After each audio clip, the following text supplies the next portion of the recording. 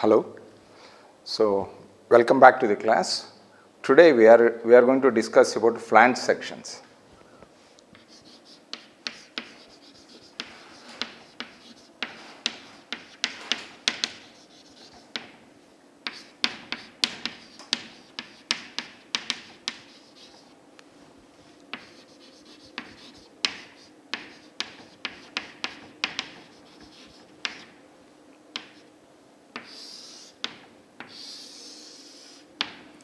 So please write down this figure.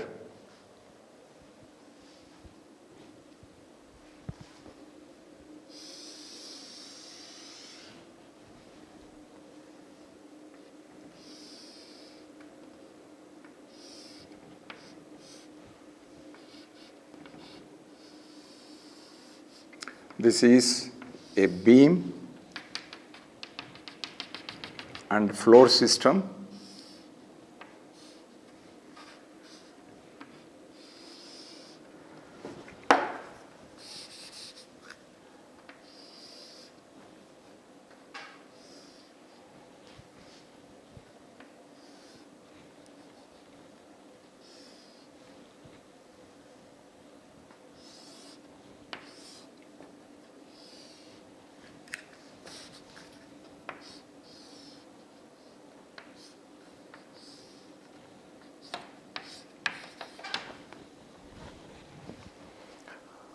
So we have a series of beams and this is the slab. A part of the slab is going to act as a T-beam.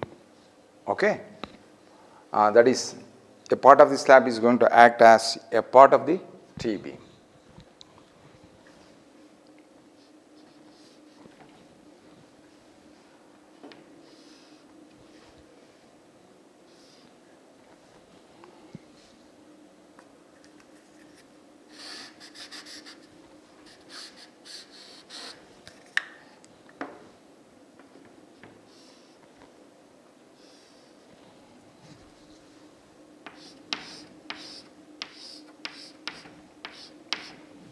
This is an L section and this is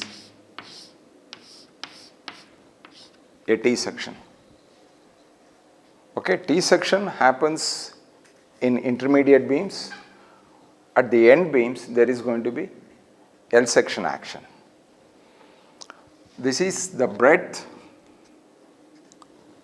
of the flange BF of the L section,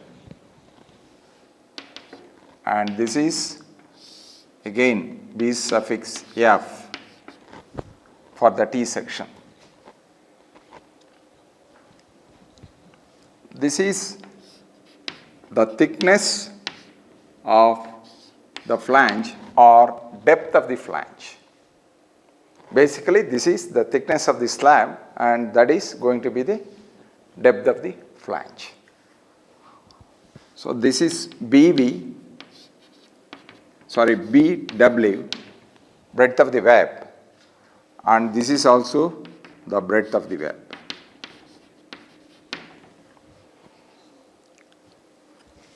This is clear span.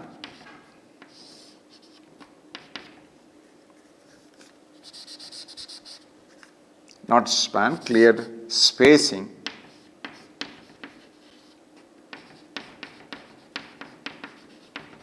Between the beams. Okay? This is the depth of the web. This is dW is the depth of the web. This is breadth of the web. And capital D is the overall depth of the T-beam. Okay, is it clear to you? So for this is the web. Another name for web is rib.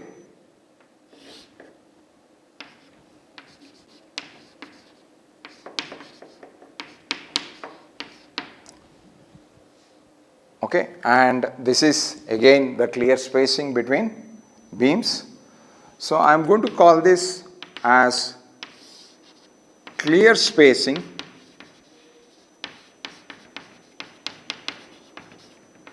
clear spacing 1, and I am going to call this as clear spacing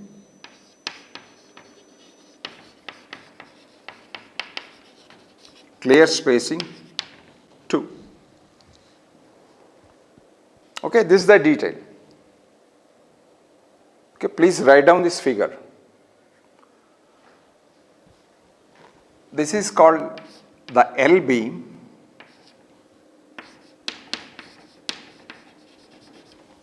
and this is called the T beam.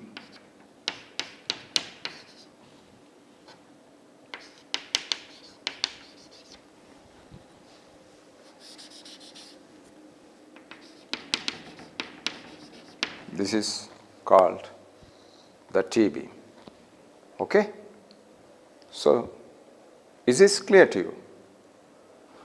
The next step we are going to do is, as per 23.1.2, 23.1.2, page 37 of the code book. Please open that.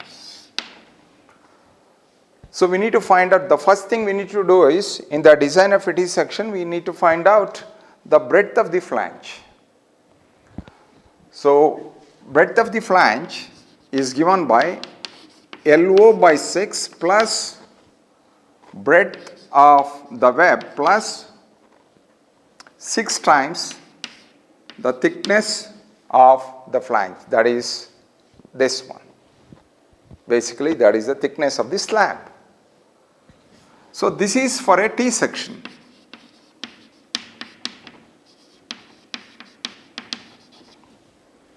And breadth of the flange equal to LO by 12 plus breadth of the web plus 3 times the depth of the flange. This is for an L section. This is for an L section. Okay. So where LO equal to the distance between the points of contraflexure,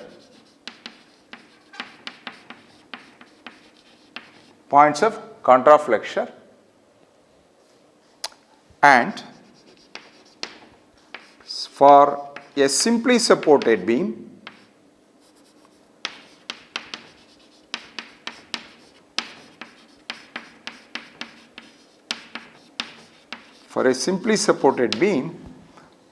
LO equal to LE, that is the distance between the points of contraflexure is equal to the effective span.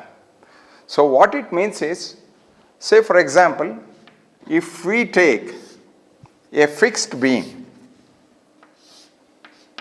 like this, okay, subjected to say UDL, and if we draw the bending moment diagram for a fixed beam, we are going to get the BMD like this. And this is the point where the bending moment is 0. And this is the point where the bending moment is 0. So these are points of contraflexure. So here, this is LO. This is LO. In case of a simply supported beam,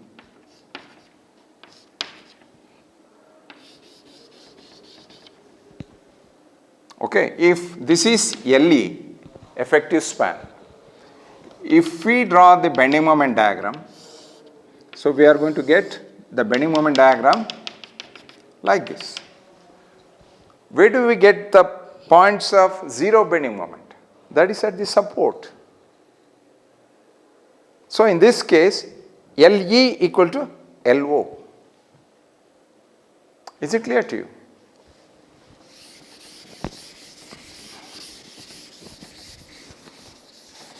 and BF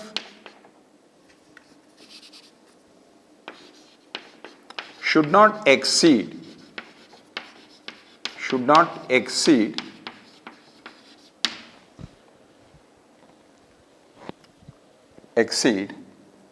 so that is BW plus half of clear span spacing 1 and clear span spacing 2.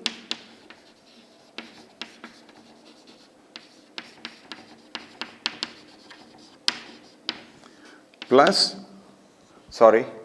clear spacing, not span, clear spacing 1 plus clear spacing 2. See, find out the breadth of the flange using this formula and check again with this, that is, find out the breadth of the flange using this. So you will have two values. Take lesser of those two values as the breadth of the flange. Similarly, for an L section, find out what is BF value from here. Again, find out what is this value. So take lesser of those two values as the breadth of the flange. Okay. So what it means is, in this spacing, take the midpoint. Okay, draw a line here. Similarly, take the midpoint between these two lines and there draw a line. So hatch it.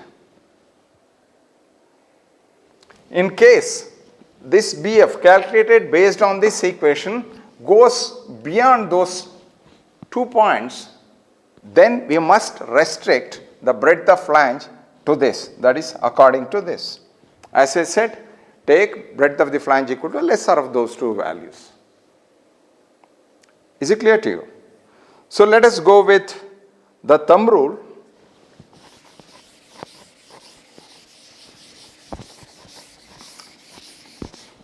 Before going,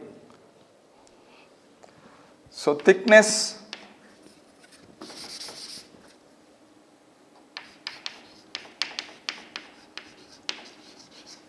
of flange DF is the thickness of the slab itself. Okay.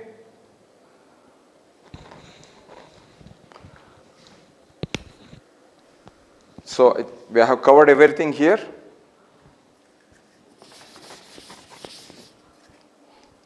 Next, thumb rule. Where do we use the thumb rule? So if you are given load, if you are given the spans, the span of the T-beam always runs perpendicular to the board. Okay. So when the beam runs perpendicular to the board, it will have support on one side and another support on the other side. Okay. So to start with, if you are designing a T section or an L section, first we have to fix the dimensions. What are the dimensions we need to fix? So normally once you design a slab, so this dimension is known already. We need to fix what is the total depth, then find out what is the depth of the web from that part.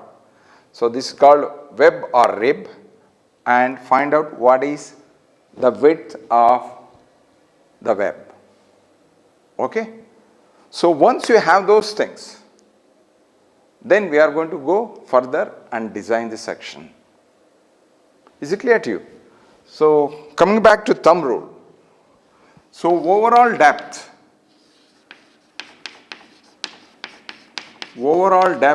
of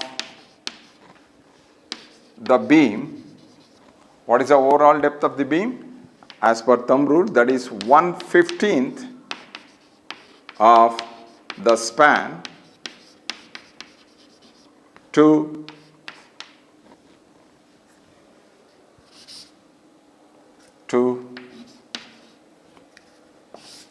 115 to 1/12 of the span, 1/12 of the span. Next, once we fix the overall depth, deduct the thickness of the slab or the thickness of the flange, that is going to give you the depth of the web. So, next is depth of the web,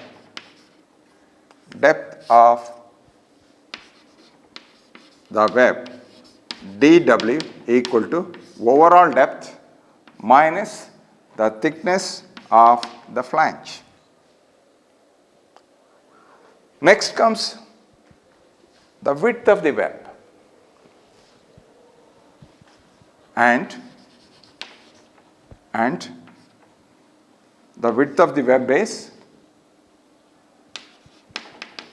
width of the web BW equal to 1/3 of the depth of the web to 2/3 of the depth of the web. That means, you know this, take this value equal to 1/3 of the depth of the web to 2/3 of the depth of the web. Is it clear to you? So, this way we are going to fix or find out the dimensions of a T section. Then we proceed with further design steps. Let us take up a problem. This is from one of the examinations.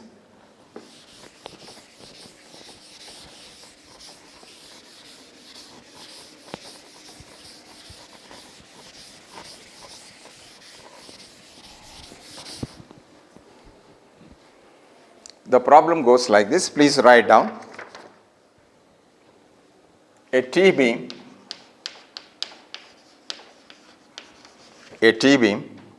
and slab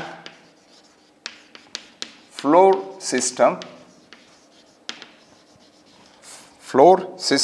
has a slab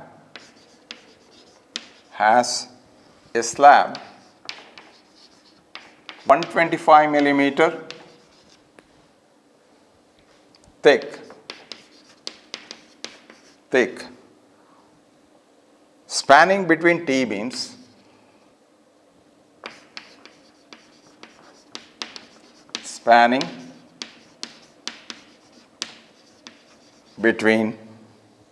T-beams which are spaced at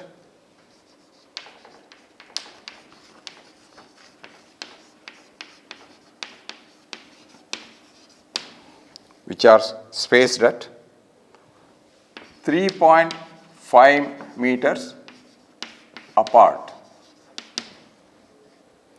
The beams have a clear span of 8 meter and end bearings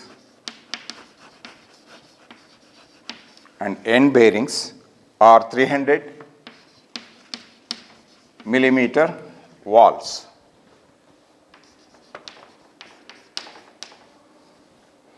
The live load on the floor is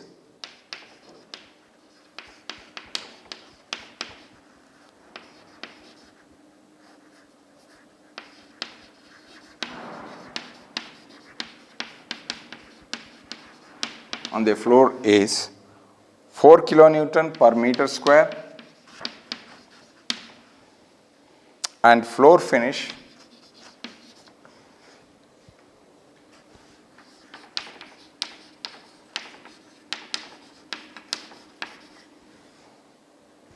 is 0.6 kilonewton per meter square.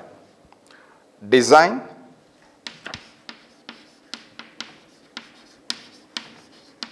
the intermediate design the intermediate T-beam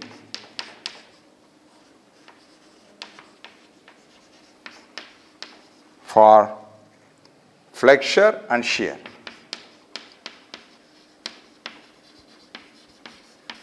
For flexure and shear. Sketch the details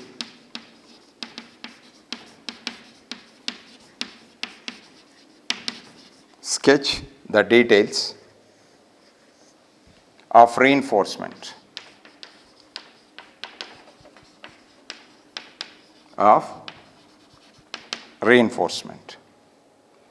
Use M20 concrete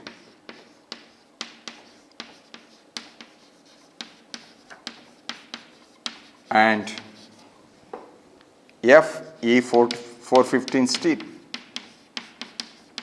This question carried 15 marks. Okay.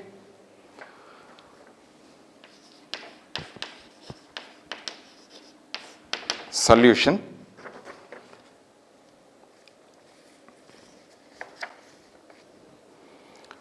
Please write down this figure. So there is a hall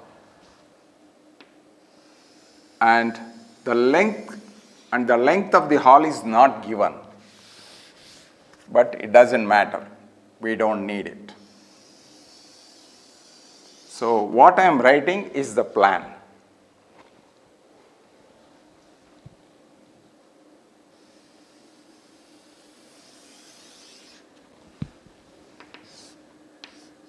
So I show continuity.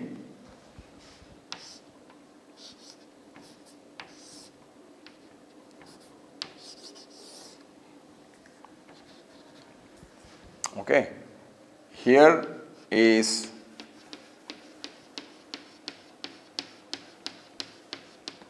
the wall on one side and another wall on this side.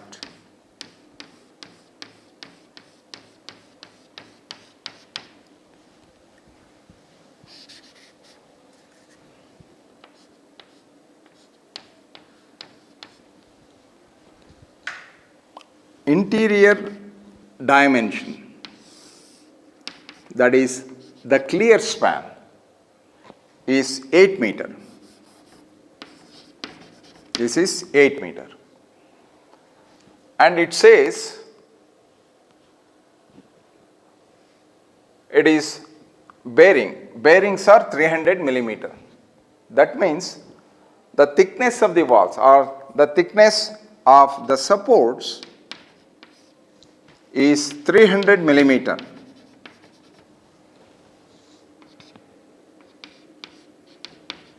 This is 300 millimeter. Okay, on this we are going to put beams like this and we are going to put a slab. So when we are casting an RCC, beam and slab, we are going to cast them together. Okay. So this is one beam.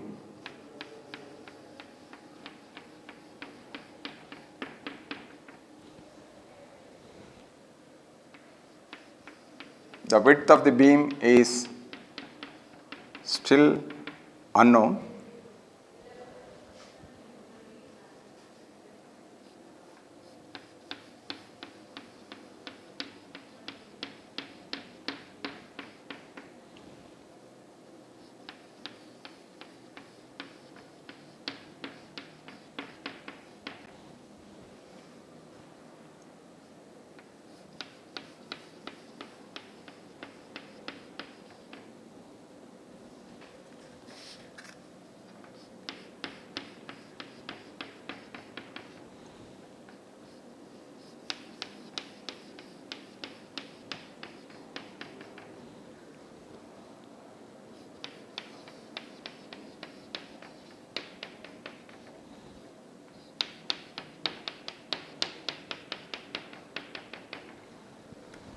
Okay. So if I take a section here and look from this side, so what I am going to see is this.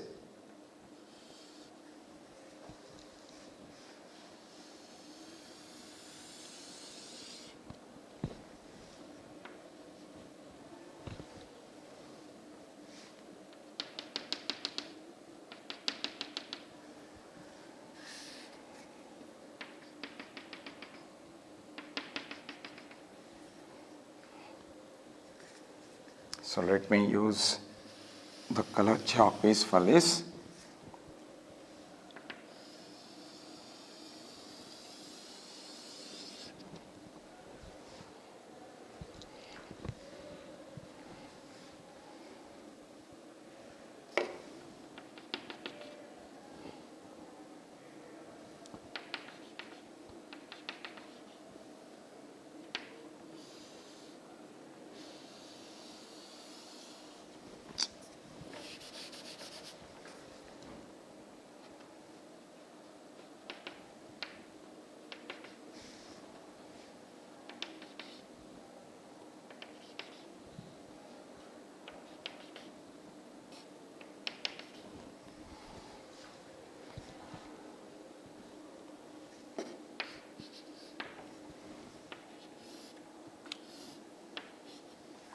Okay, this is a T section.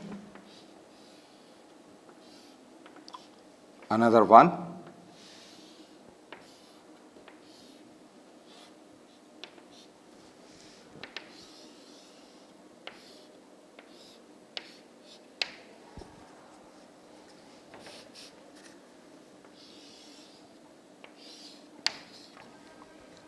Okay, this is the way it goes. Width is not known yet. Overall depth is not known yet.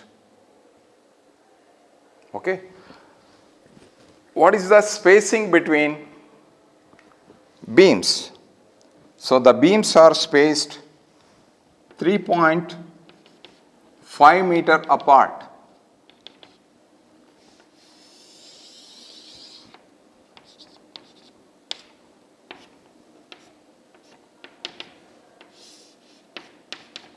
This is 3.5 meter, 3.5 meter and 3.5 meter.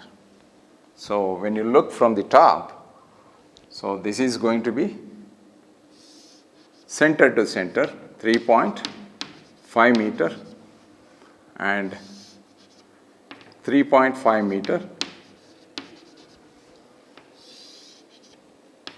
3.5 meter, and it continues.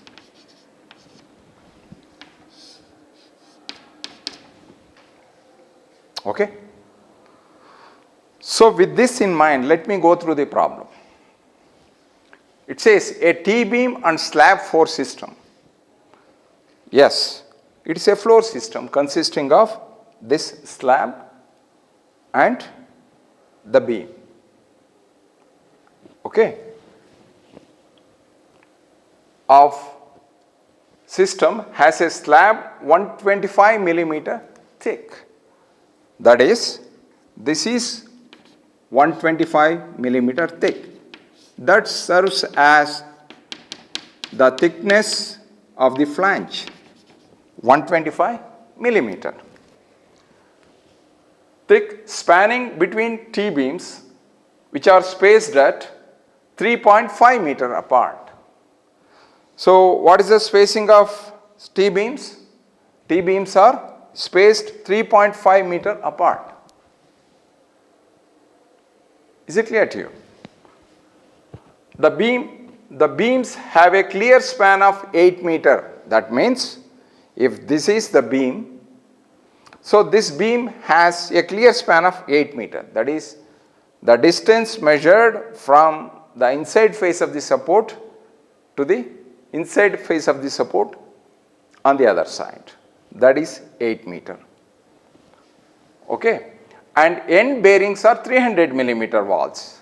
So we have two walls, one on this side and the other on this side, and the thickness of the wall is 300 millimeter.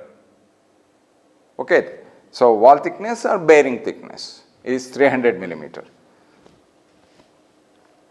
The live load on the floor is 4 kilonewton per meter square. So, when we are designing each beam, we are going to design the beam such that each square meter area is going to be subjected to a live load of 4 kilonewton per meter square, and floor finish is 0.6 kilonewton per meter square. So, once we have this slab, so we have to provide floor finish. It may be of any tiles, granite, it may be anything. But the problem says the floor finish is 0.6 kilonewton per meter square. That means if you take every meter square area, and the floor finished load will be equal to 0.6 kilonewton per meter square. Okay. Design the intermediate T-beam for flexure and shear. Sketch the details of reinforcement. Use M20 concrete and Fe415 steel. See, in the examination what we have to do is you need to check or you need to design the section for flexure and shear only. You don't have to worry about the deflection and other things. Okay. However, I am going to check for deflection for the sake of completion. Is it clear to you? So, coming back to this, what is the first step we need to do? We need to find out what is the total depth required using the thumb rule. Next, once you have the total depth minus this depth of the flange will give you the depth of the web. So, 1/3 to 2/3 of the depth of the web will be equal to the breadth of the web. So, that is the way I am going to proceed. Before proceeding further, I am going to write down what are the design steps. Please write down the design steps. One is to estimate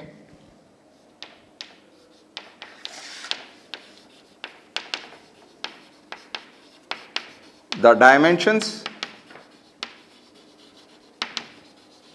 of the section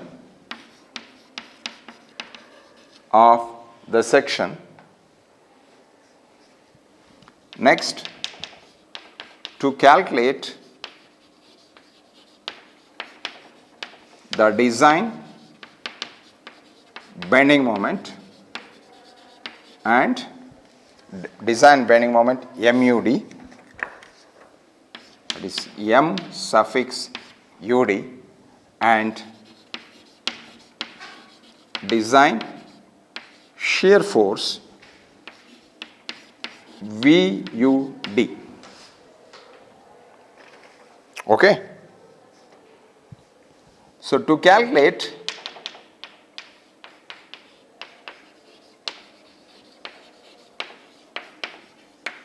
the area of tension steel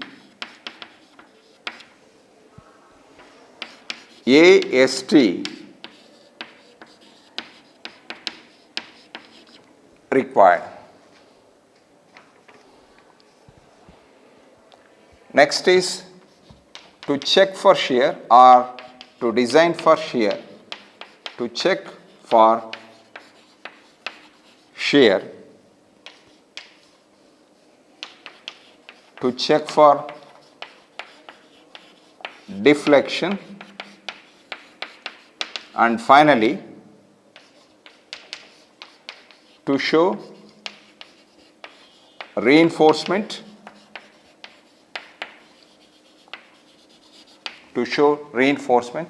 details. Okay. So, let us go with the first step.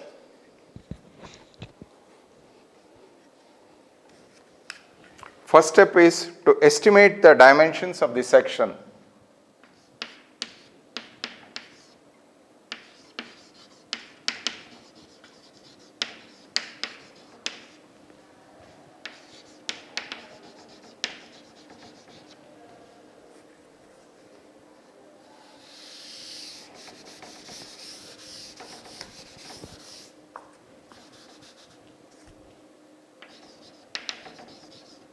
of the section.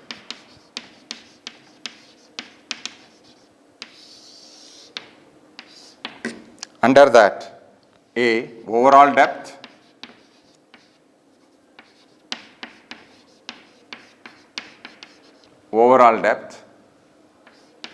say D. So overall depth should be, as per the thumb rule,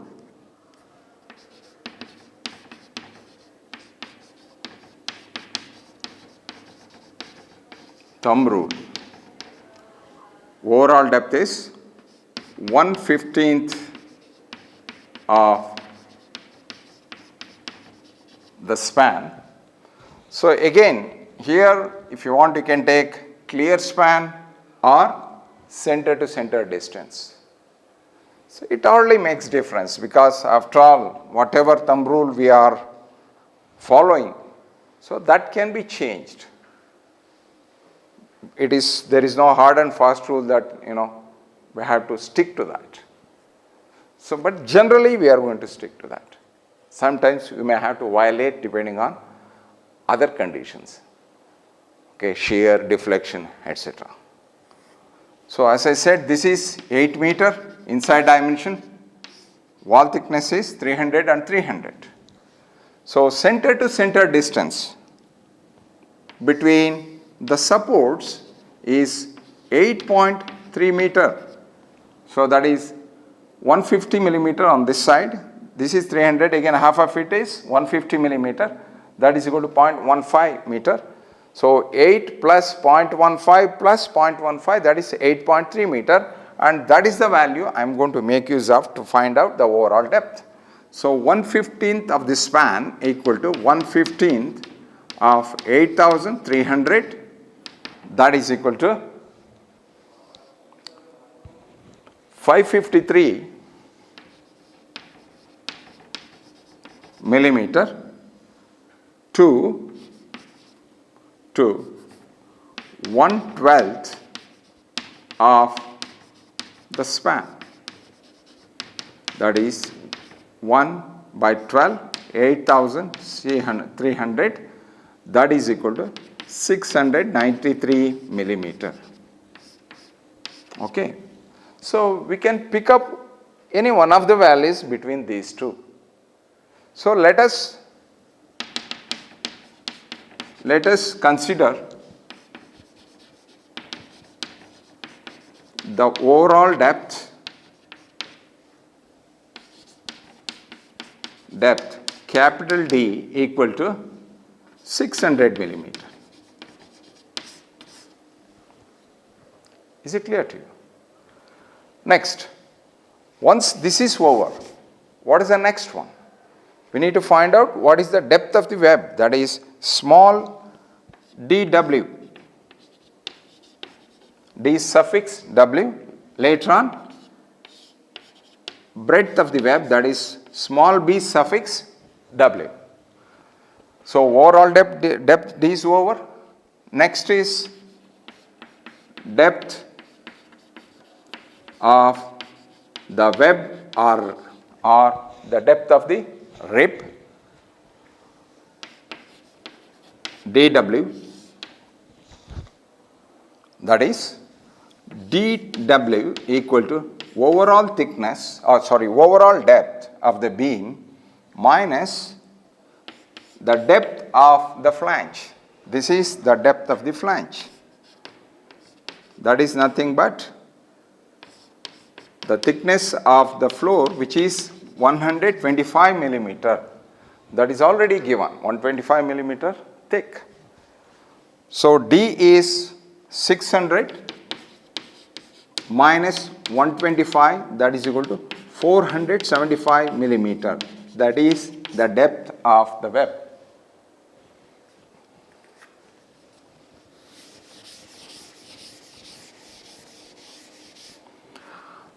Next, under that, C, width of the web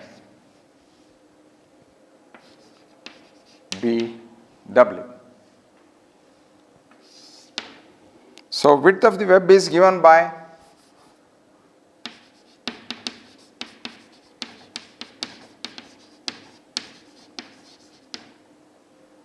BW is 1/3 of the depth of the web, that is 1/3 of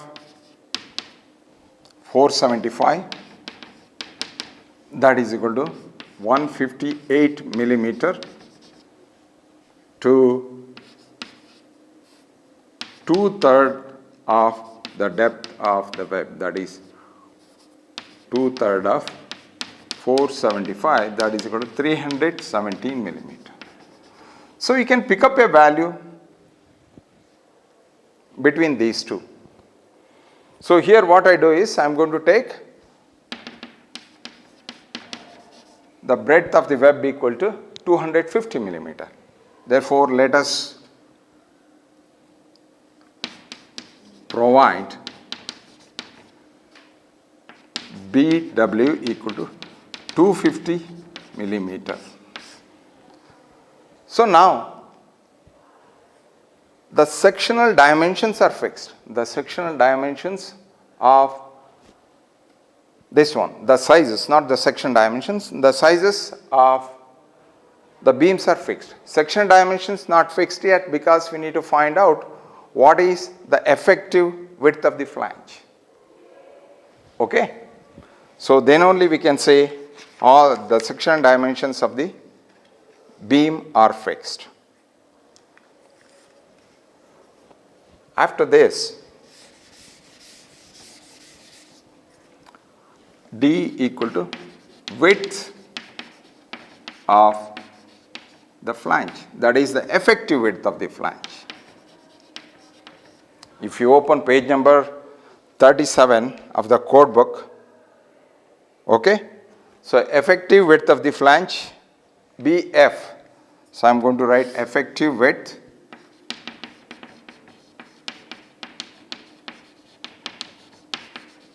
of the flange BF, that is as per 23.1.2 on page 37 of the code book. So breadth of the flange equal to LO by 6 plus breadth of the web plus 6 times the thickness of the flange, that is 8,300 divided by 6 plus BW is 250 millimeter plus 6 times 125 millimeter. So that is equal to 2.25 meter, 2.25 meter. And this value should not exceed this width plus center of this spacing, that is here, and the center of this spacing, that is here. However,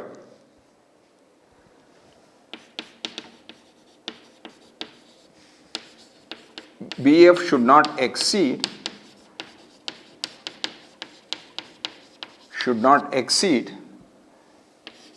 BW plus 2 times half of clear spacing between beams.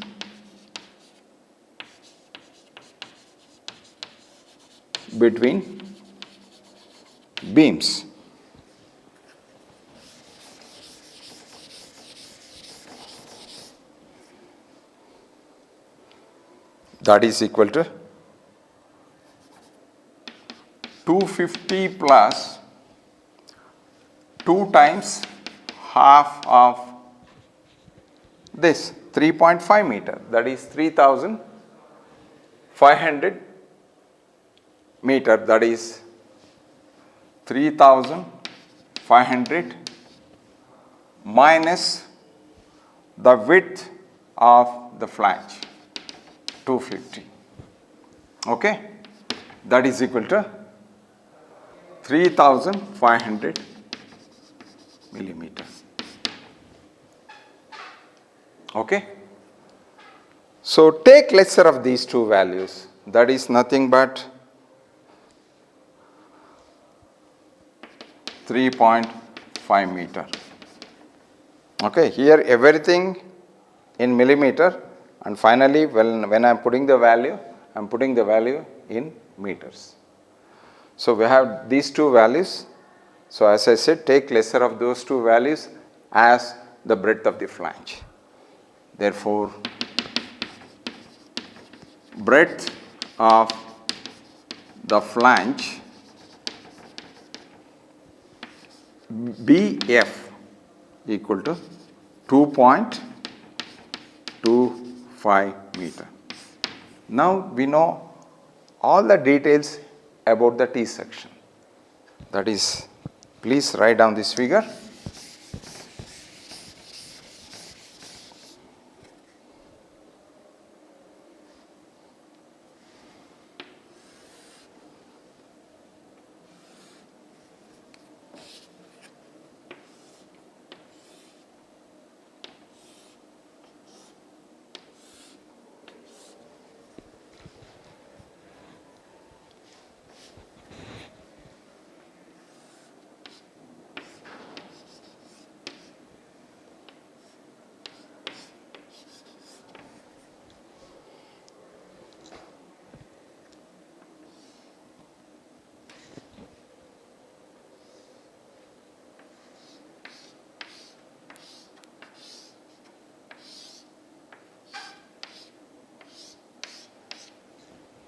Okay, this is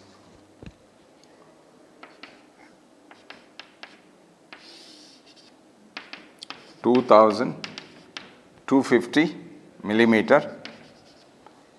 This is 125 millimeter. Of course, this is not to the scale. This is 250 millimeter, that is BW. Okay, this is the thickness of the flange. So the overall dimensions, that is the overall depth, is 600 millimeter. 600 millimeter, that is capital D, and this is the depth of the web, that is equal to 600 minus of 125, that is equal to 475 millimeter. Okay, and this is the sectional details of the T section. Okay, and we will proceed.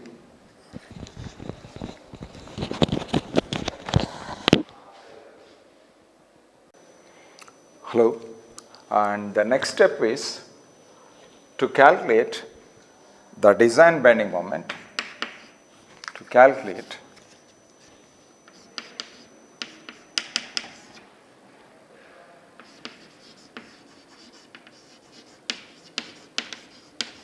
the design bending moment MUD and the design shear force VUD. So now let us find out what is the effective span. So effective span is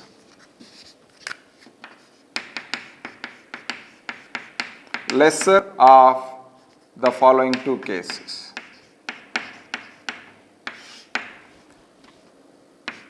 Is lesser of the following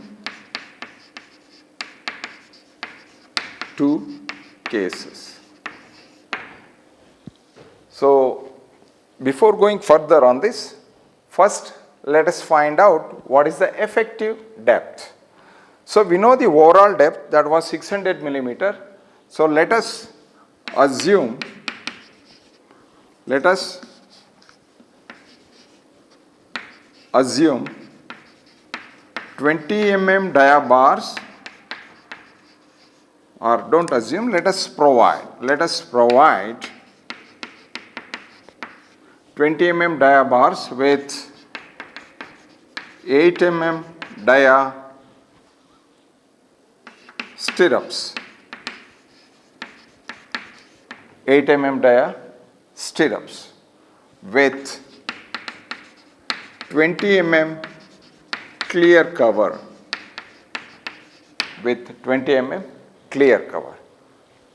Therefore, effective cover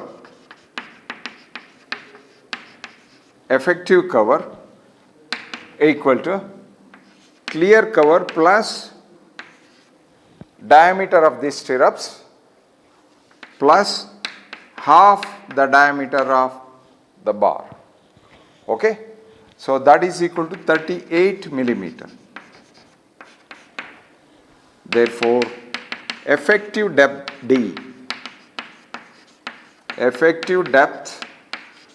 D equal to overall depth minus the effective cover. That is 600 minus 38, that is equal to 562 millimeter. So once this is done, so that is effective span. The effective span is lesser of the following two cases. So what are the two cases? One is clear span plus 2 times half the width of supports. Okay. So what is the clear span? That is 8 meter. That is equal to 8 meter plus 2 times half the width of each support, 300 millimeter, that is 0.3 meter is the width of this support. Take half of it, that is to the center of the support on this side, similarly to the center of the support on that side. So half of 0.3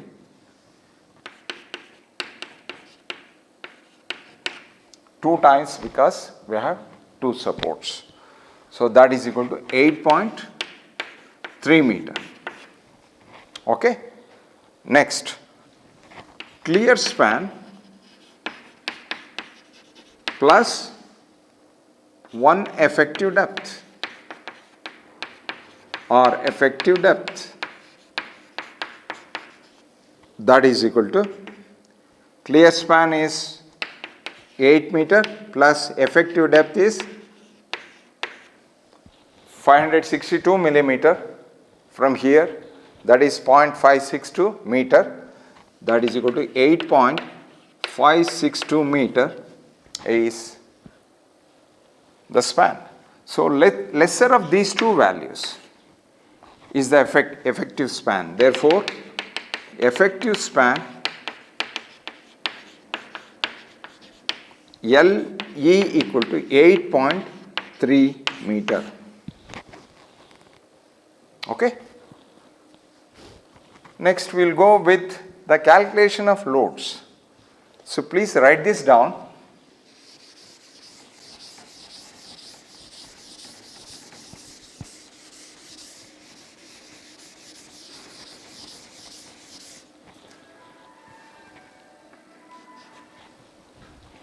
Next is the calculation of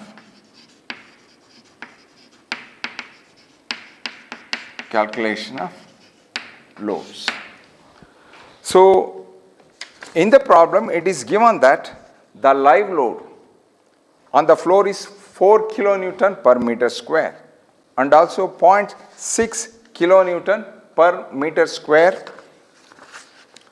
is the floor finish. So what it means is, if you look here, this is the plan and these are the beams we are designing. Okay, and these beams are spaced at 3.5 meters center to center. So when we consider one of the beams, one of the intermediate beams, so 50% from this side and another 50% from this side, the load will be contributed to this beam. Okay, that is 3.5 meter by 2 this side, and 3.5 meter divided by, this is 3.5 meter divided by 2. So on this side total is 3.5 meter. This is the tributary, and whatever the load coming on that area is going to be transferred to this beam.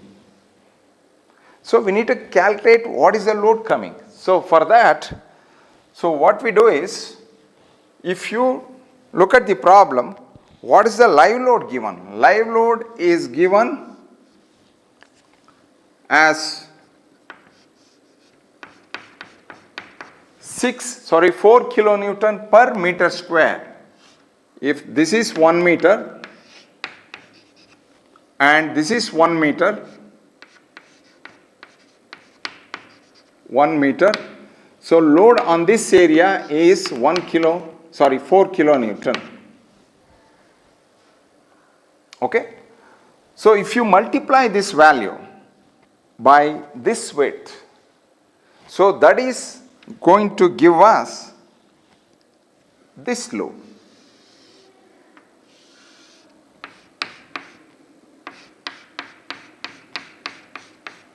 This load.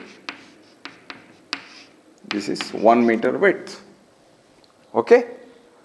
So then whatever the load coming on this is going to be transferred to this beam over a length of this 1 meter. Okay. Find out that, and throughout the beam, that is the UDL to which the beam is subjected to.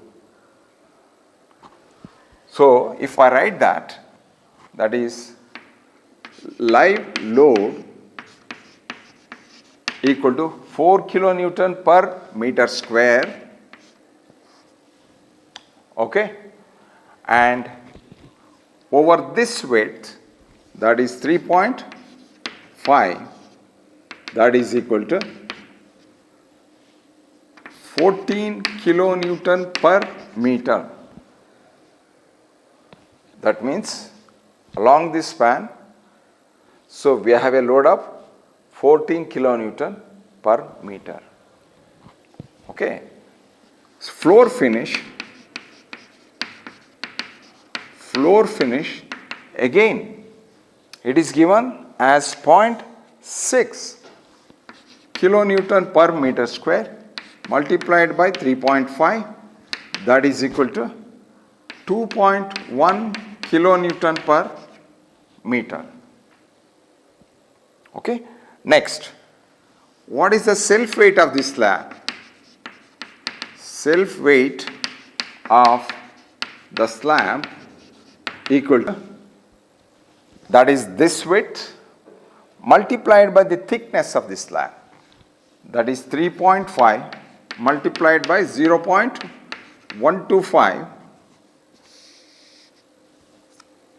So 3.5 multiplied by 0.125 multiplied by the unit weight of concrete, which is 25 kilonewton per meter cube. So that value is equal to 10.94 kilonewton per meter.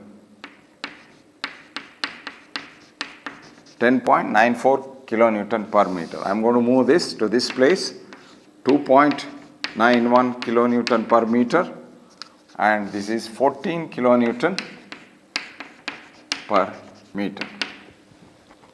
Okay. And the next one is self weight of the rib or the web.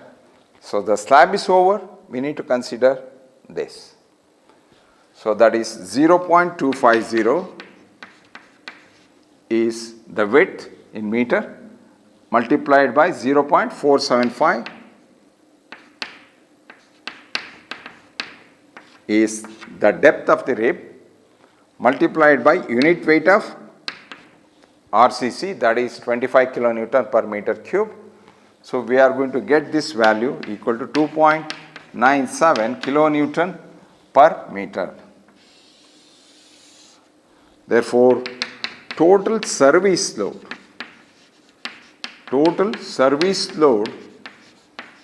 on the beam equal to sum of this, that is equal to 30 kilonewton per meter, that is 30 kilonewton per meter. Therefore, design load W,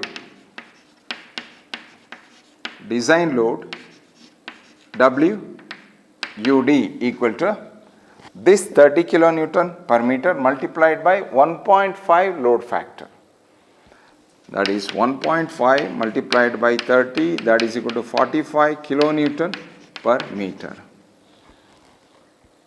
Therefore, this beam of effective span 8.3 meter is subjected to a design UDL of 45 kilonewton per meter. This is 8.3 meter. This is 45 kilonewton per meter. Is it clear to you?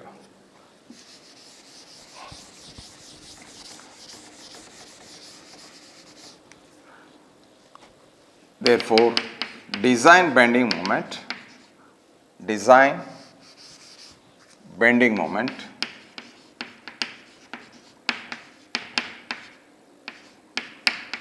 MUD equal to WUD LE square by 8, that is equal to 45 multiplied by 8.3 square by 8. Okay. So, the value is 387.51 kilonewton meter, 387.51 kilonewton per meter. That is the value of MUD, that is the design bending moment. And design shear force,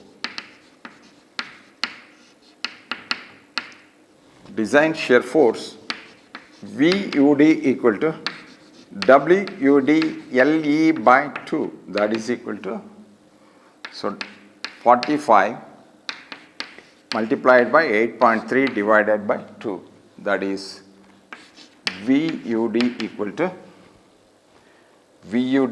to 180 kilonewton.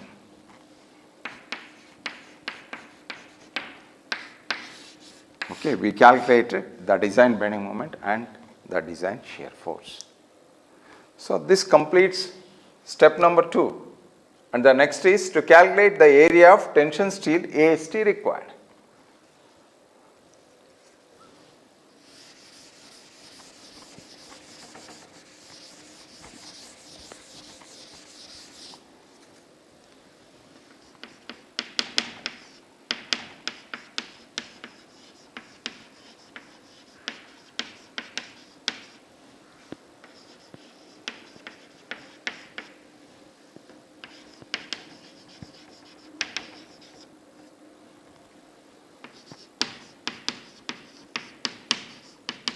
AST required.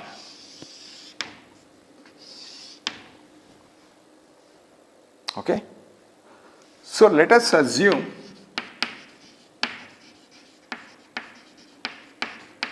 that the neutral axis falls within the flange,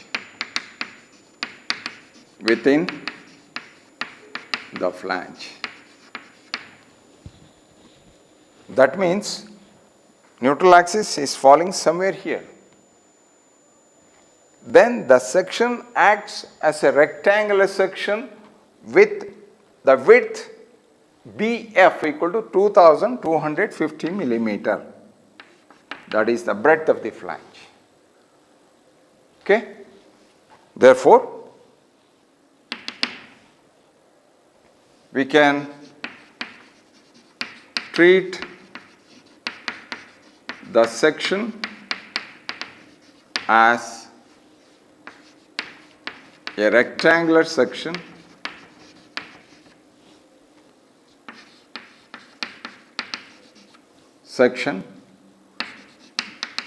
with width equal to breadth of flange, that is equal to 200-250 millimeter for bending or for flexure or for moment. Okay. Now I am going to find out, I am going to assume that the section is under reinforced, and I am going to find out what is the area of steel to take care of the moment of resistance of 387.51. So once we assume the section is under reinforced, we can make use of the formula on page 96 under annexure G. We have mu equal to 0.87 FyASTD 1 minus FyAST. B, when I say B, it should be breadth of the flange, Bmd Diagram. Okay.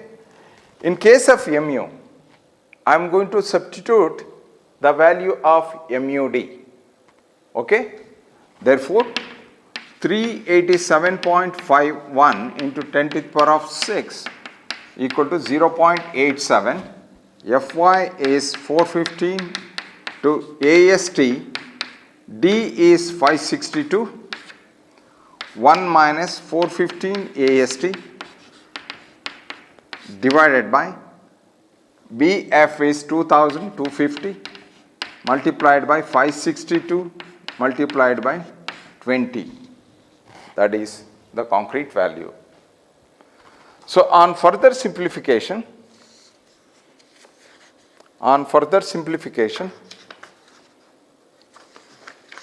we are going to get the value of AST equal to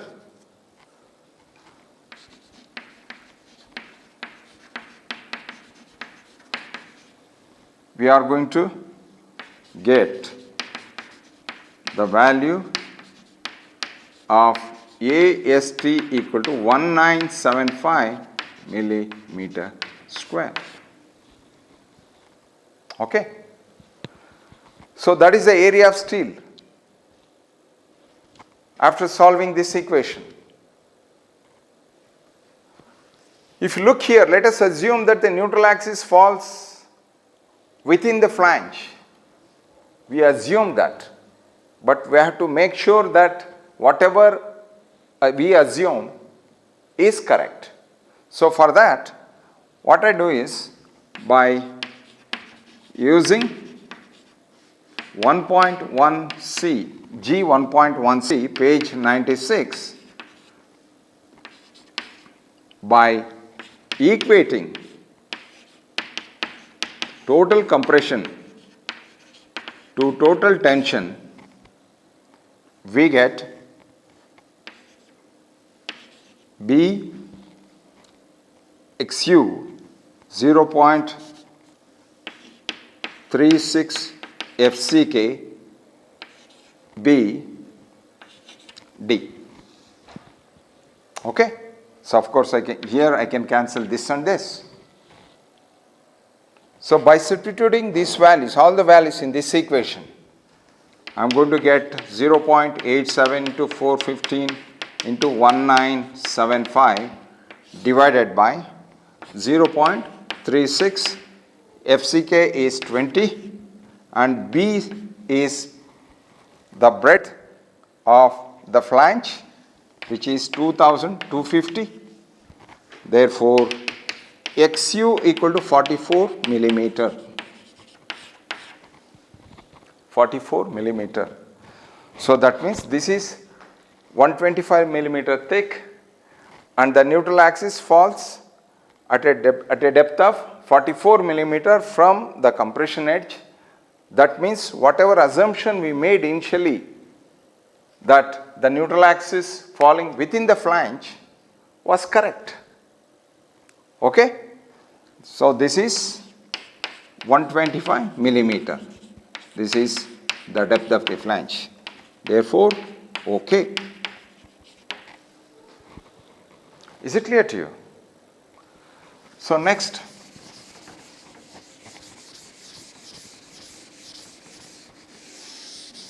let us use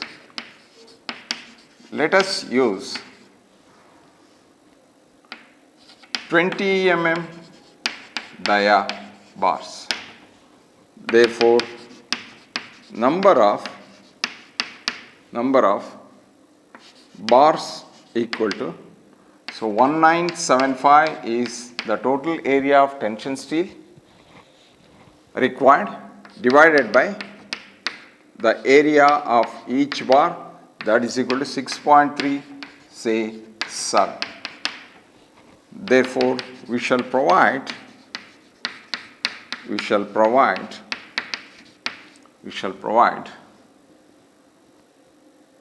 7 bars of 20 mm dia.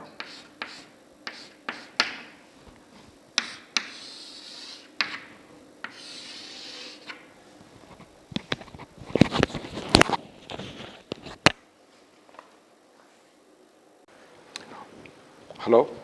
Once the area of tension steel is calculated, so that was 7 bars of 20 millimeter diameter. Actual area of steel provided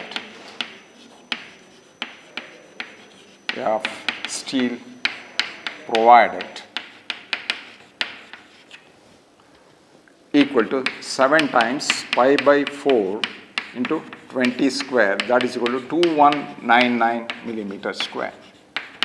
So that is the actual area of steel provided.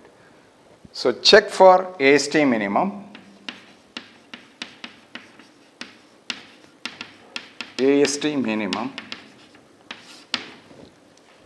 So as per the code, AST minimum equal to 0.85 Fy Bd. This is the formula we have in the code book on page number 47.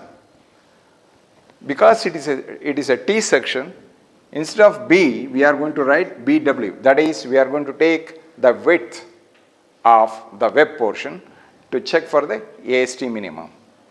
So, you know all these values, please do the calculation yourselves.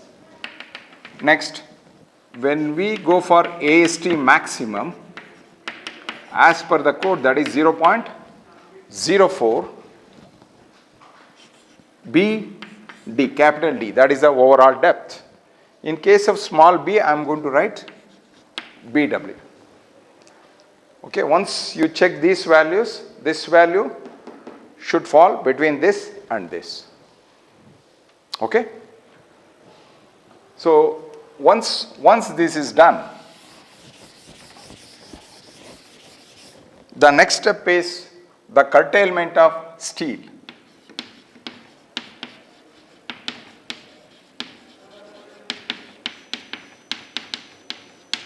Curtailment of steel.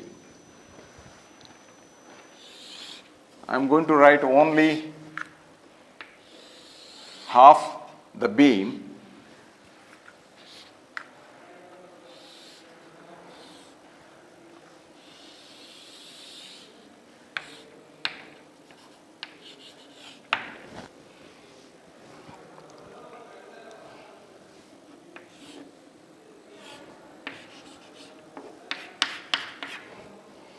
So from the center of this support, it is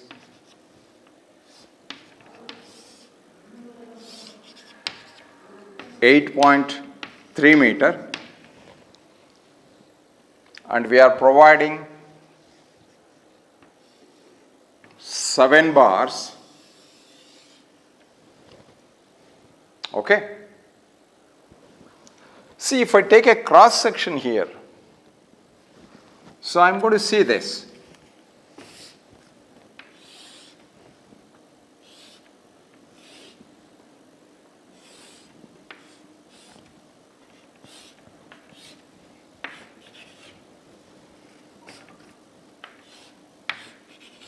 Okay, this is 250 millimeter,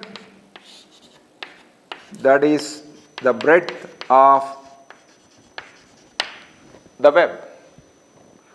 See, in this width, we cannot provide 7 bars of 20 millimeter diameter because we don't have enough width. So what we do is we are going to provide the reinforcement in the tension zone in 2 layers. Okay. So 4 at the bottom and 3 at the top. See, whenever we provide reinforcement next to each other, we have to maintain certain side cover as specified in the code, and also we have to have certain minimum distance between each bar so that we can put concrete and aggregate in between as per the codal recommendation. I am not going to go detail into it.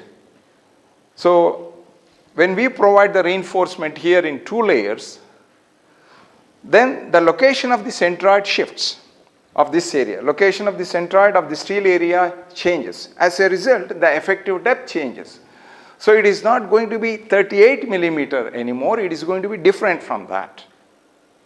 So actually it is going to be more than 38 millimeter. As a result, the effective depth decreases.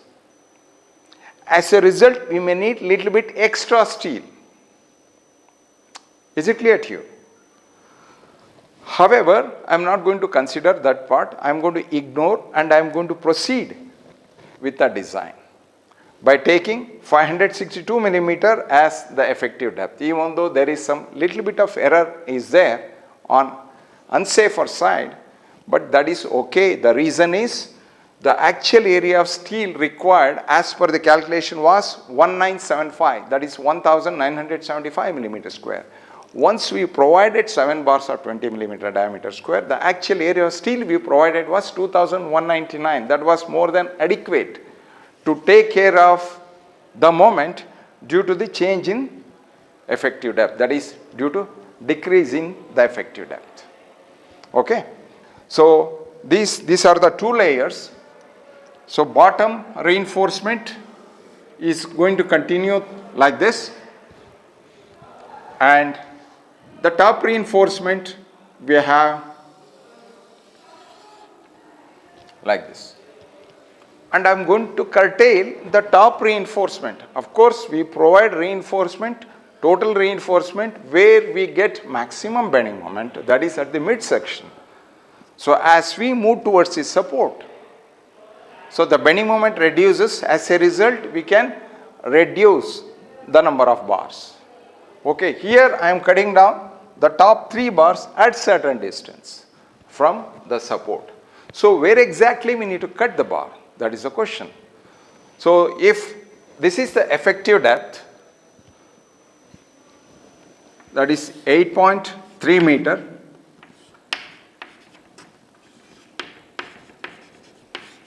okay, and this is the load, that is the design load, 45 kilonewton per meter.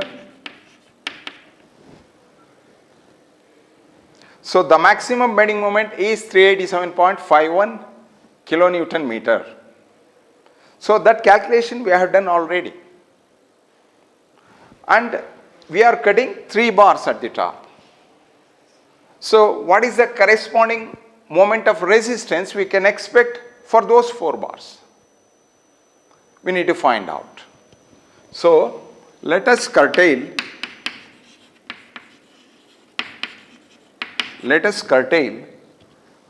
3 top layer bars, 3 top layer bars.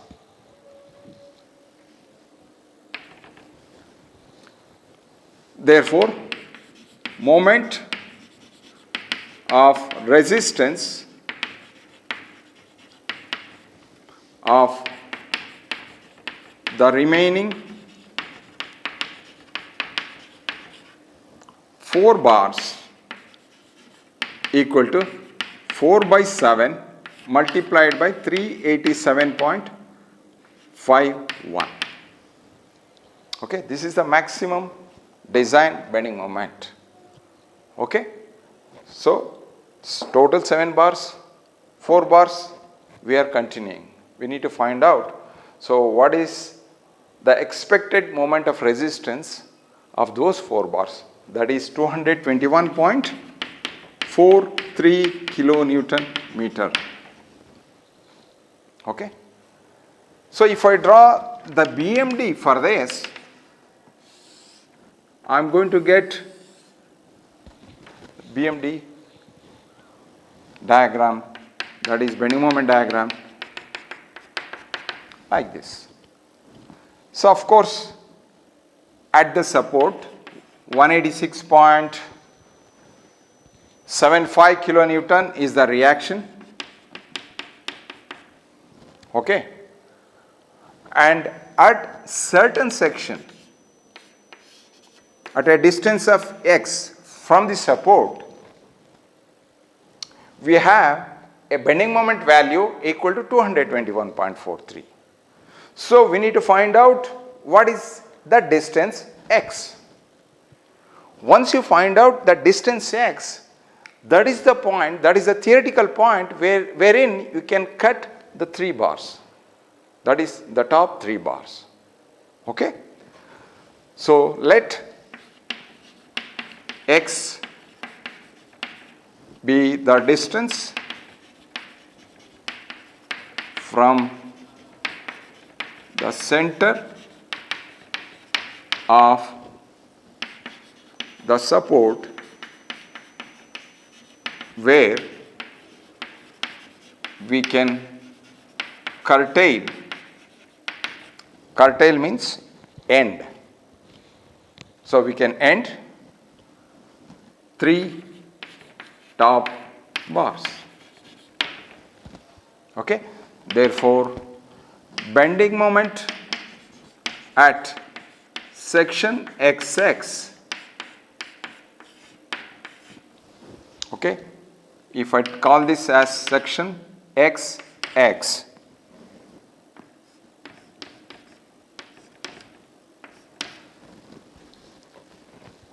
equal to 186.5 multiplied by x minus 45x multiplied by x by 2.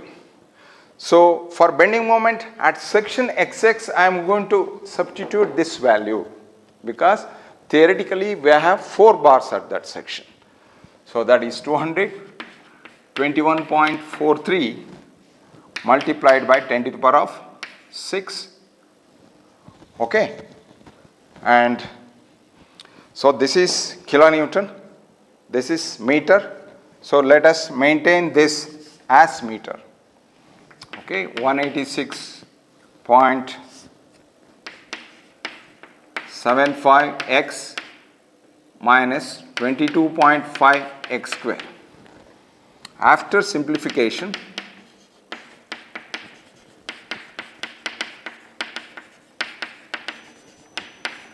x equal to 1.44 meter, that is equal to 1440 millimeter.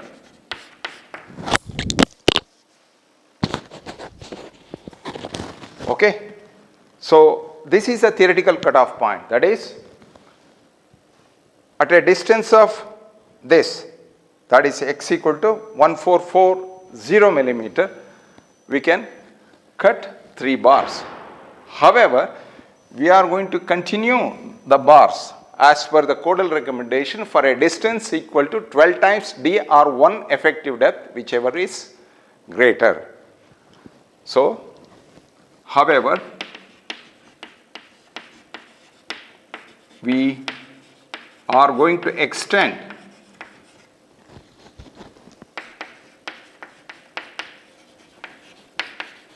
the bars for a distance greater of the following two. of the following two. What is that following two?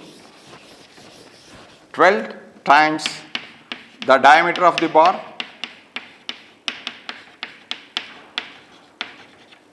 and one effective depth, that is equal to 562 millimeter. That means, so if this is 1440 millimeter, we are going to extend the bar further for a distance equal to 562 millimeter. So what is the actual cutoff point? Actual cutoff point is 1440 minus of 562. Therefore, actual cutoff point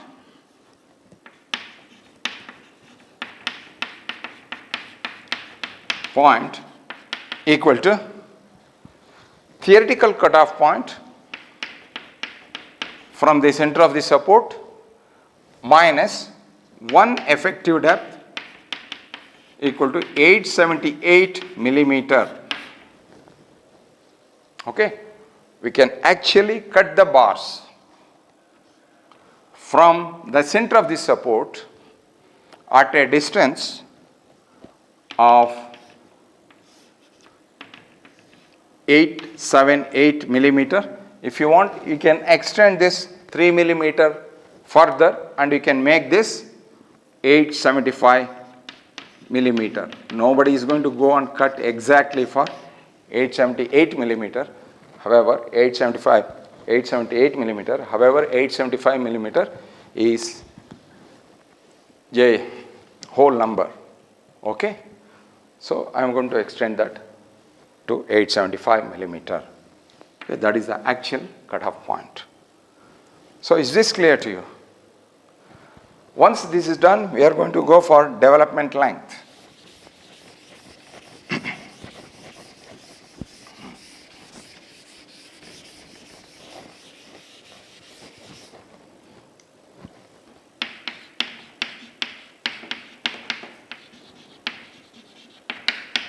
Development length.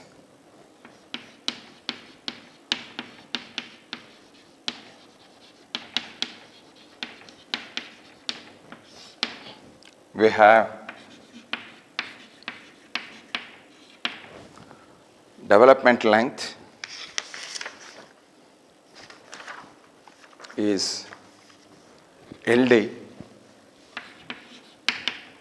5 sigma S 4 tau BD, that is equal to 0.87 Fy divided by 4 tau BD. So that is equal to, what is phi? That is the diameter of the bar we are using, which is 20 millimeter. 0.87 into 450 divided by 4 multiplied by tau BD is the value you are going to get from table 20 on page 73. For M20 concrete, the value is how much? 1.2 Newton millimeter square.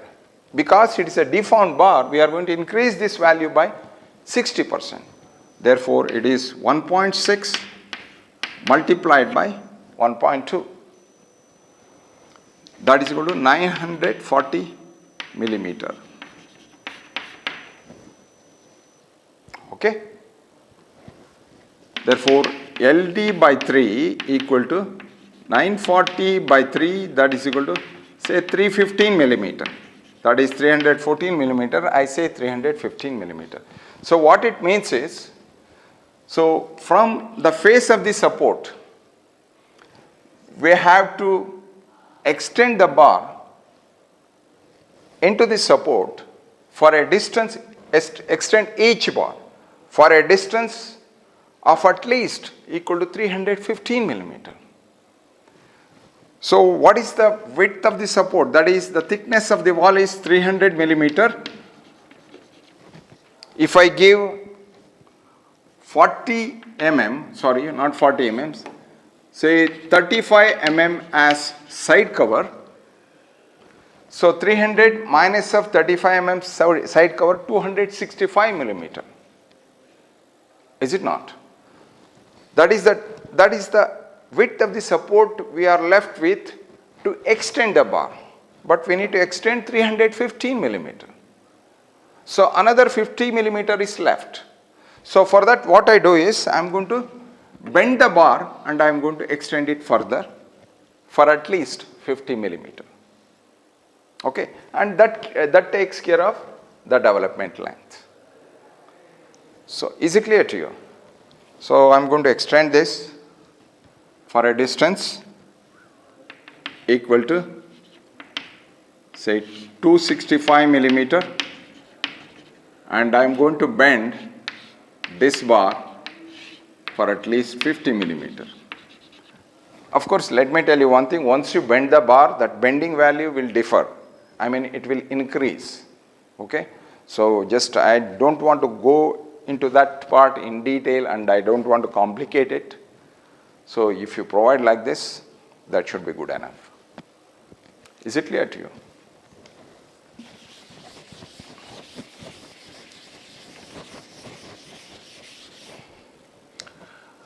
And the next step, that is design for shear.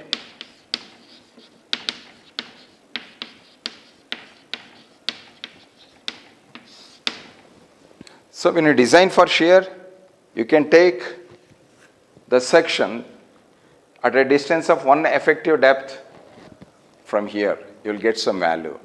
Or you can take the clear span, that's what many of the textbooks do. Or you can take from center to center of the supports. So here what I am taking is clear span, that's okay. Okay? Design for shear. So design shear force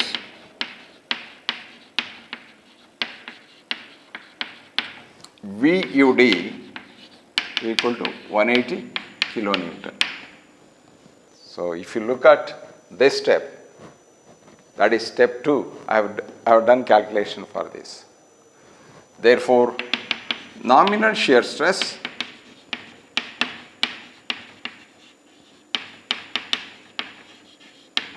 tau V equal to VUD divided by BWD. So because this is a T section, when it comes to shear, we have to consider the rectangular part of the T section, where width equal to breadth of the web.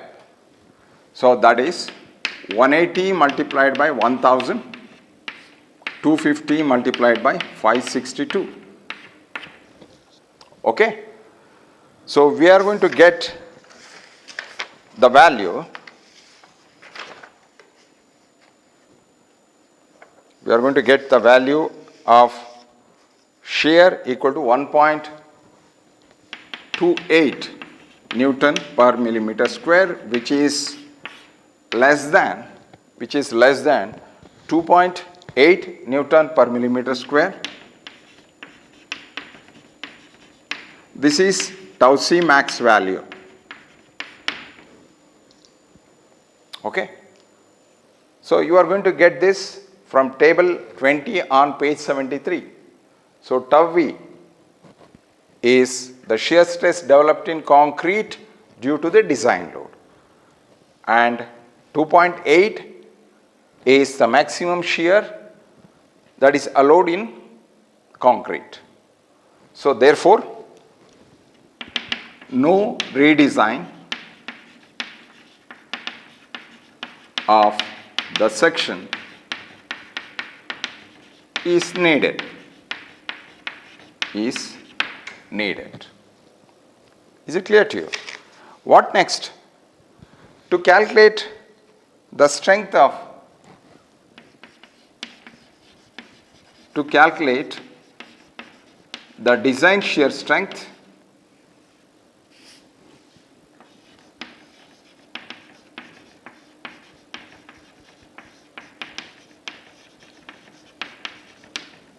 tau C of concrete.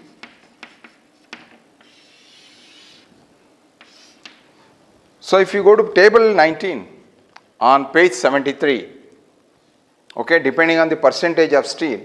So you get tau c values. Here what is the percentage of steel we have provided? So because we are considering this section for shear, so we have 4 bars of 20 mm diameter. First let us find out the percentage of tension reinforcement. Percentage of tension reinforcement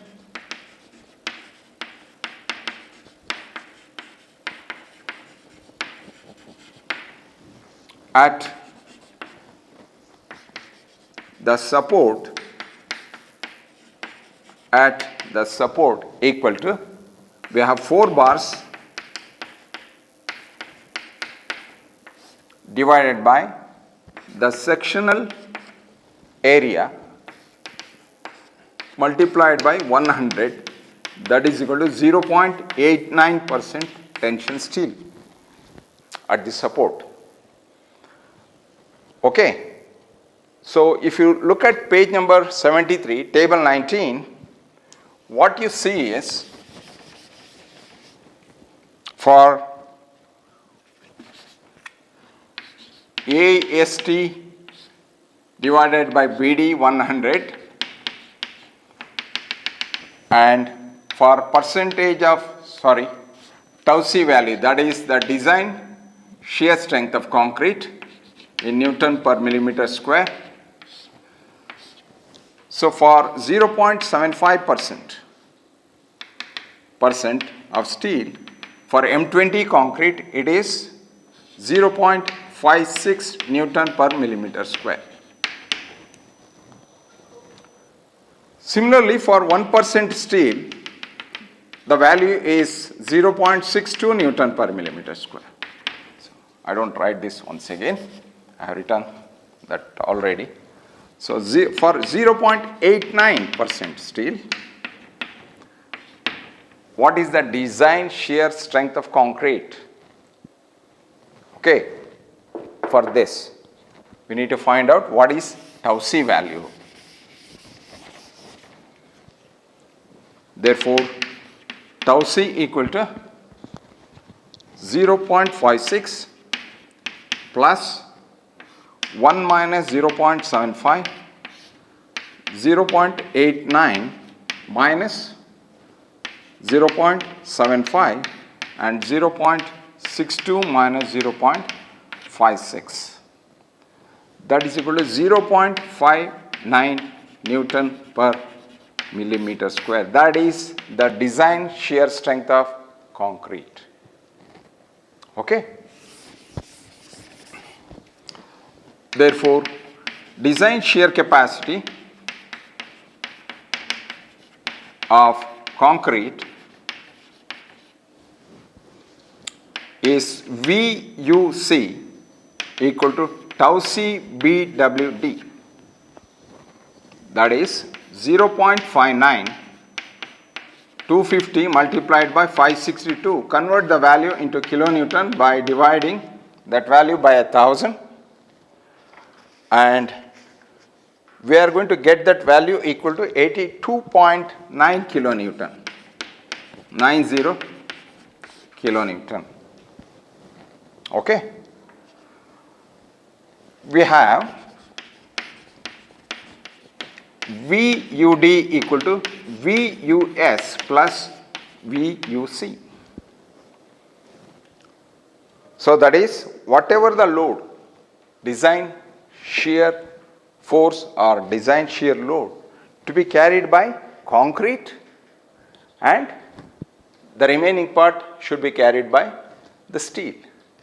So here VUD is what? 180 kilonewton. What is VUS? We don't know. Plus what is VUC? That is 82.90. Therefore, VUS equal to 180 minus 82.90, that is 97.10 kilonewton. Okay, that is the shear to be carried by the reinforcement.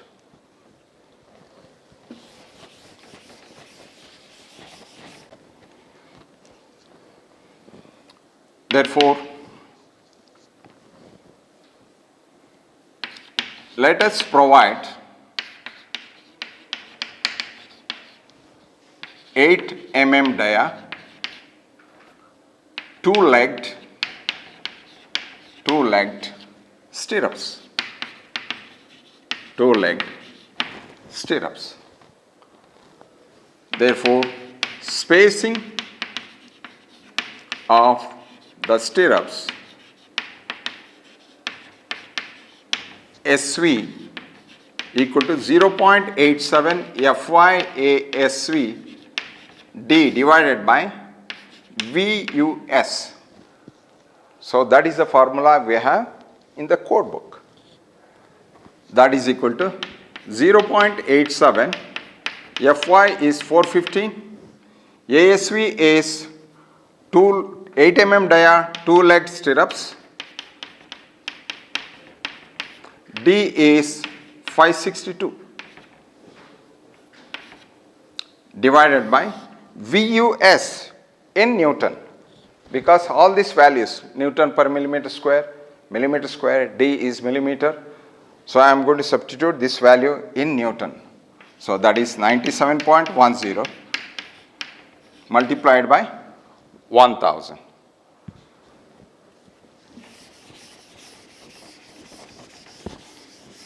After simplification, so we are going to get the spacing 210 millimeter center to center. However, the spacing should not exceed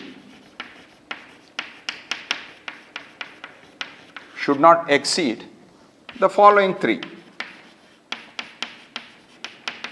Should not exceed the following. That is, what is that following? 0.75 times D according to the code. That is equal to 0.75 into 562, that is equal to 422 millimeter. And also it says it should not exceed 300 millimeter center to center, and the other one is ASV into 0.87 FY divided by 0.4 BW.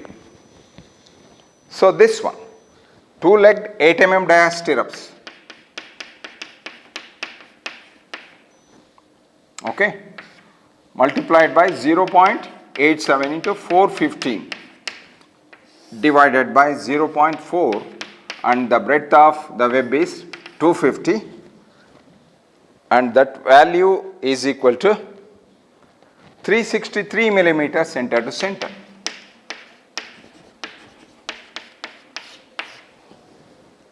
Okay, so we have 4 different values.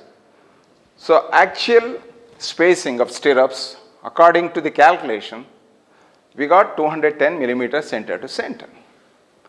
The code says whatever spacing you provide, but make sure that spacing you are providing does not exceed these 3 values, 422, 300 and 363. Is it clear to you? So this value is not exceeding these 3. If this value exceeds any one of this, in general, you take the spacing as the least of these 4 values. One is design value and these 3 values. Okay? Therefore,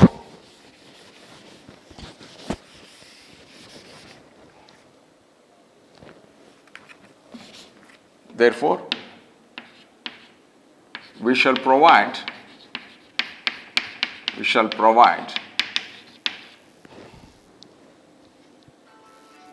8 mm dia,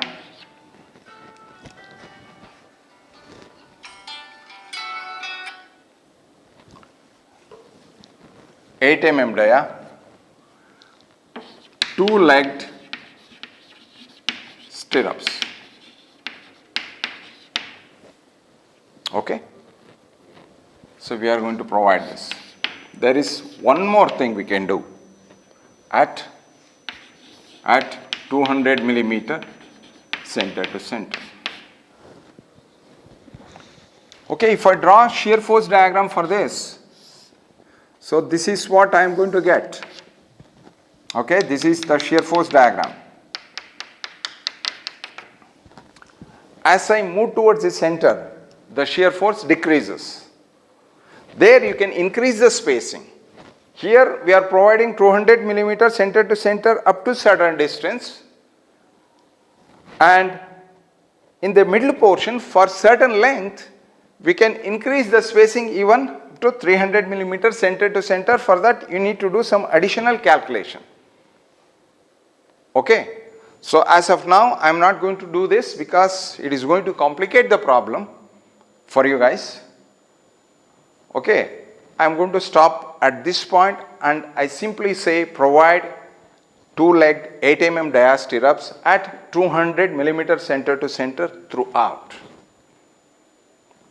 Is it clear to you?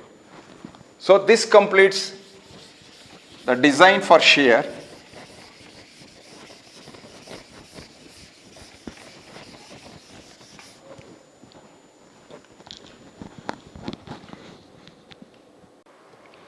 And the next step is check for deflection.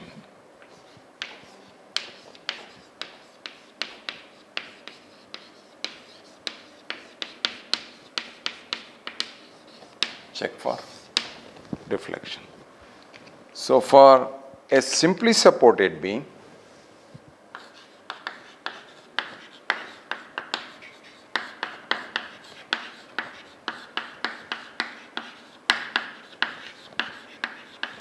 simply supported beam, so LE by D should be less than, as per the code, 20 multiplied by modification factors.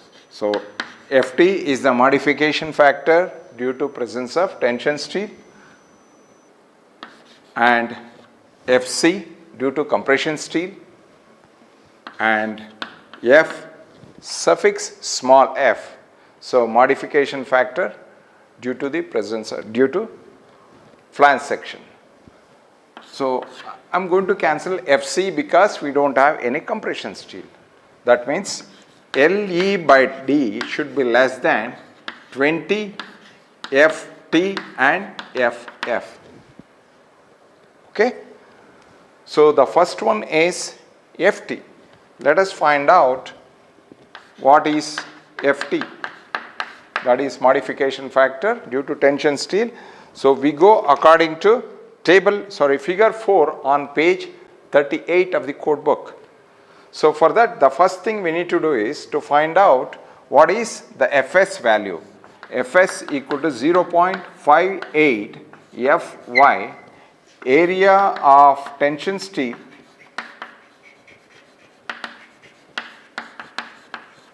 required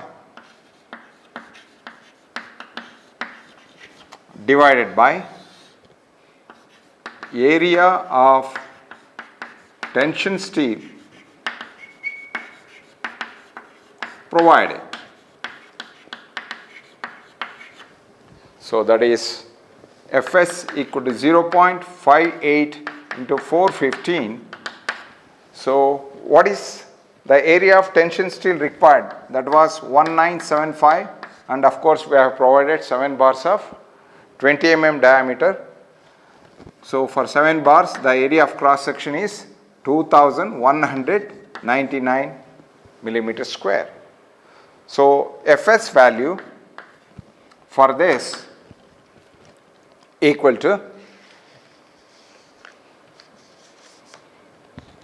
Fs value for this equal to 216.2 Newton per millimeter square, and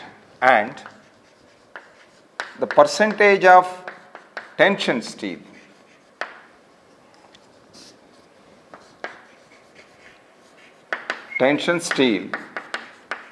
provided equal to 7 bars of 20 mm diameter, that is 2199 divided by BW 250 multiplied by the effective depth multiplied by 100. So we are going to get that value equal to 0.174%. Okay, we have this value Fs, we have the percentage of tension reinforcement. If you go to figure 4 on page 38 of the code book, Ft value from the graph, therefore from figure 4, page 38 of the code book, so the Ft value from the graph equal to 2. Okay, and next comes F value, because it's a flange section. So what is F value? So this is the first time I am teaching. Please open page number 39. Refer page number 6, figure 6. So it says reduction factor, ratio of web width to flange width. So first thing we have to do is we have to find out what is the ratio of the web width to the flange width. So we are going to refer figure 6, page 39. Page 39, BW divided by BF, that is the breadth of the flange width, that is 250 divided by 2250, that is equal to 0.11. Okay, so if you refer page number 6 for 0.11 of that ratio, the reduction factor, therefore the reduction factor from figure 6, F equal to 0.80.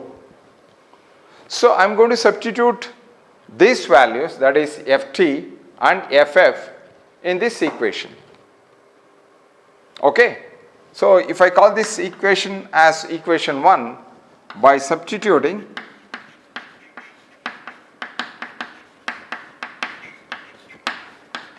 the values of Ft and Ff in equation 1, we get LE by D should be less than 20 multiplied by 2 multiplied by 0.8, that is equal to 32,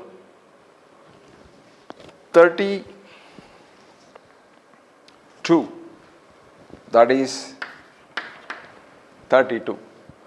But what is LE by D? LE by D equal to 8.3 meter multiplied by 1562 millimeter is the effective depth, and the value for this is 14.78. Therefore, LE by D, that is equal to 14.78 is less than 32. Therefore, the deflection condition is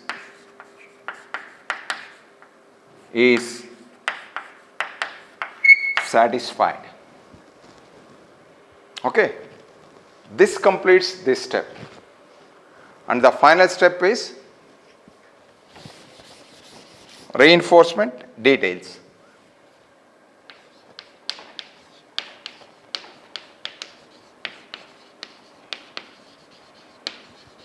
Reinforcement details.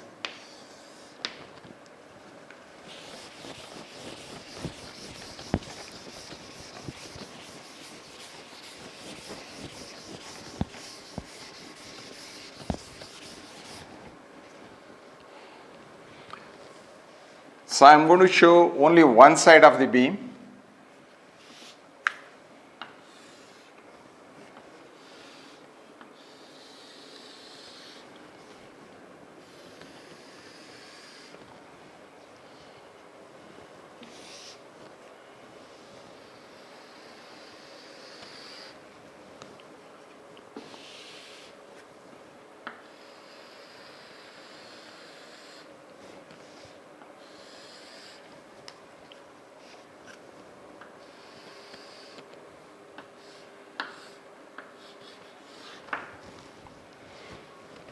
And this is the support of width 300 millimeter. We are going to provide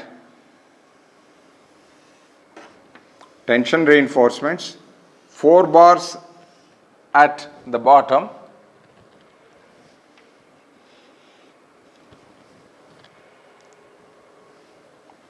that is the bottom layer, and 3 bars as the top layer. We are going to provide 2 nominal bars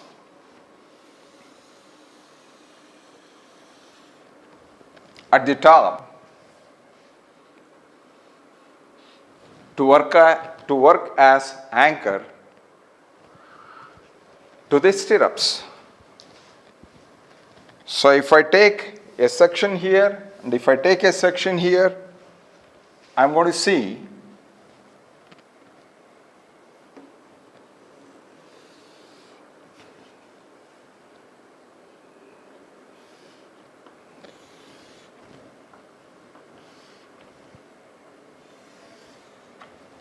these details.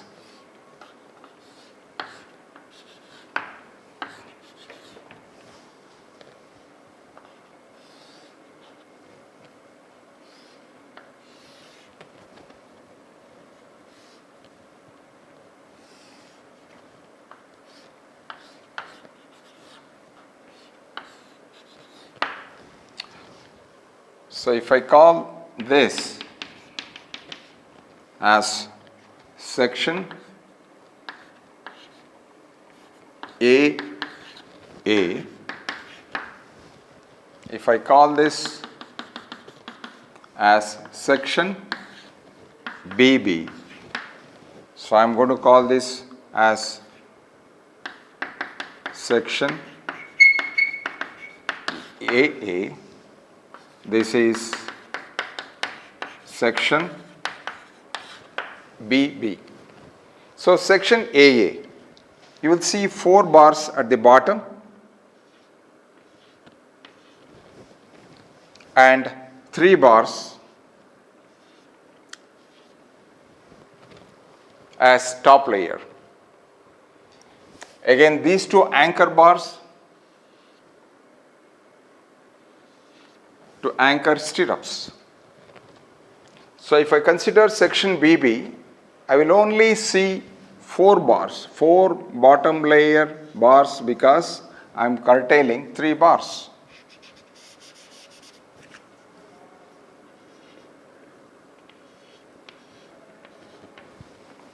Okay, and of course 2 anchor bars nominal are going to continue throughout. So then I am going to provide stirrups. So 8 mm dia 2-legged stirrups at a spacing of 210 millimeter. However, I am going to provide the stirrups at a spacing of 200 millimeter center to center.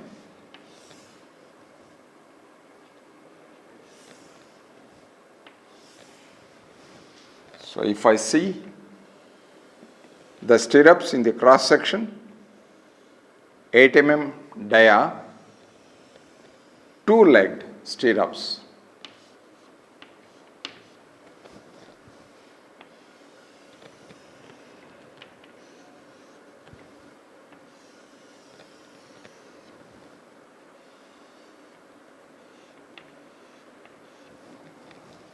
Okay. These are the reinforcement details. So this is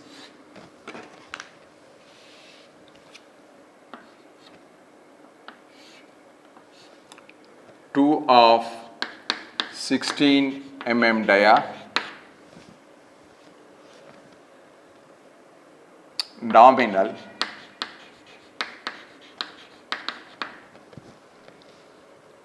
here 7 of 20 mm dia main bars. Then we have the stirrups,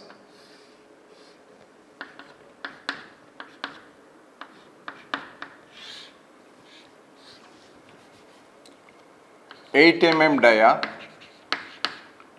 2-legged stirrups at 200 millimeter center to center. Okay. So same thing.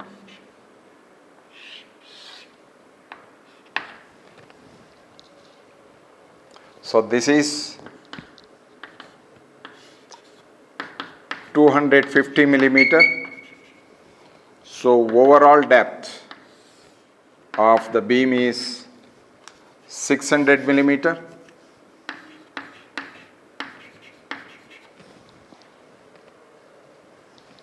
Then we have 7 bars of 20 mm dia. Here we have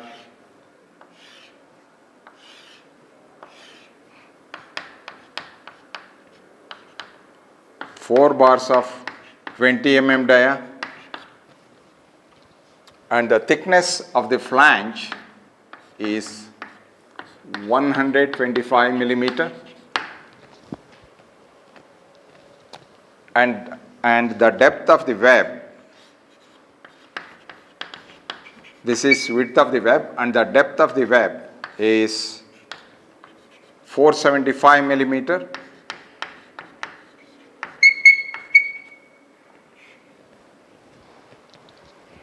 Okay, this is longitudinal section.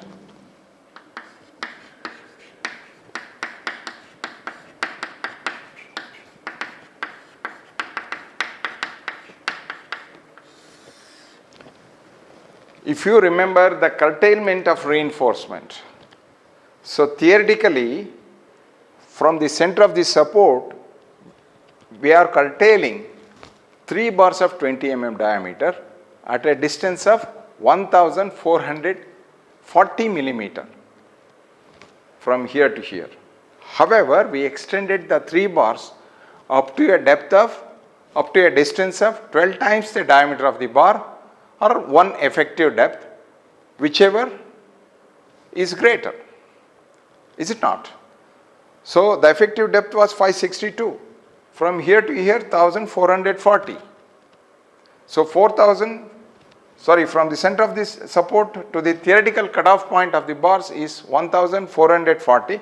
We extended the bar for a distance equal to 1 effective depth, which was 562 millimeter.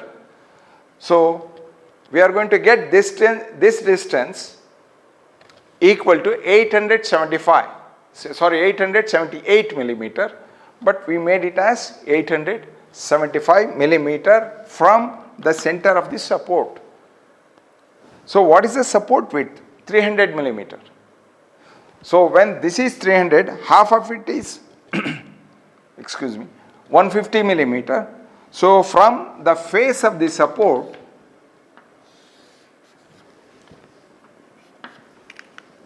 the cutoff point of the bars is 875 minus 150, that is 725 millimeter. Okay, this is the point where we are going to cut 3 bars.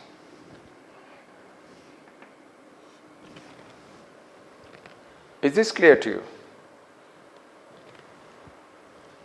Please write down this. This is very important.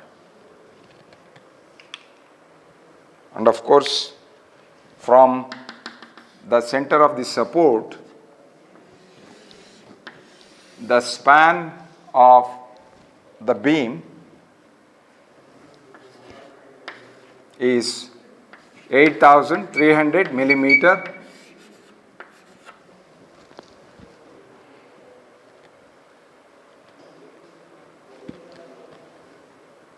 Is this clear to you?